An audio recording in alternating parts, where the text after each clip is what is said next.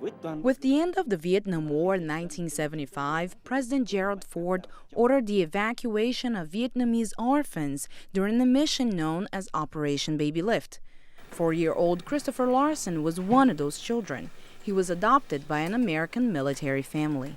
He was raised into what he calls an all-American family. I would say my life was the typical kid that was raised in Alaska, always in the outdoors, always with family.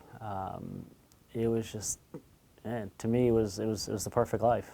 Larsen attended university and embarked on an IT career.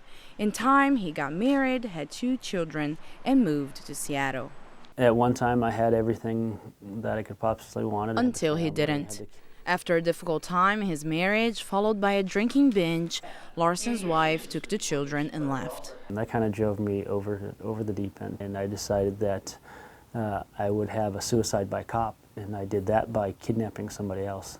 He kidnapped a 9-year-old and then called her parents to demand money. A Washington state judge sentenced Larsen to 12 years in prison, and that's where U.S. Immigration Customs Enforcement found him.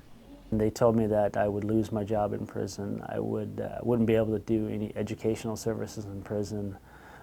Basically, all the rights that a typical inmate would have, I ended up losing because I was told that I have an order of deportation. To the American government, Larsen was an undocumented Vietnamese national with a criminal record. My family were like, there's no way you have an order of deportation. You're adopted, you're a citizen, you've been in our family since '75. But the government says his family failed to apply for Larsen's citizenship. An estimated 35,000 foreign nationals adopted by American parents do not have U.S. citizenship status because their parents didn't follow through on naturalization. They knew, but the process was so expensive or so cumbersome, and they had already gone through a pretty extensive and expensive adoption process, so they just didn't do it. Or 3, that adoptees have been placed in abusive households, and so their adoptive parents just didn't do it. Belcourt says in 2001, Congress passed a law giving automatic citizenship to adoptees from other countries.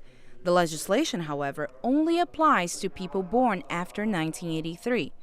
To fill in the loophole, the Adoptee Rights Campaign is behind the Adoptee Citizenship Act.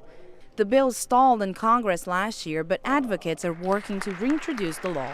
Out of prison, Larsen has not been deported yet, because Vietnam will not take its citizens who came to the U.S. before 1995. Now I'm stuck.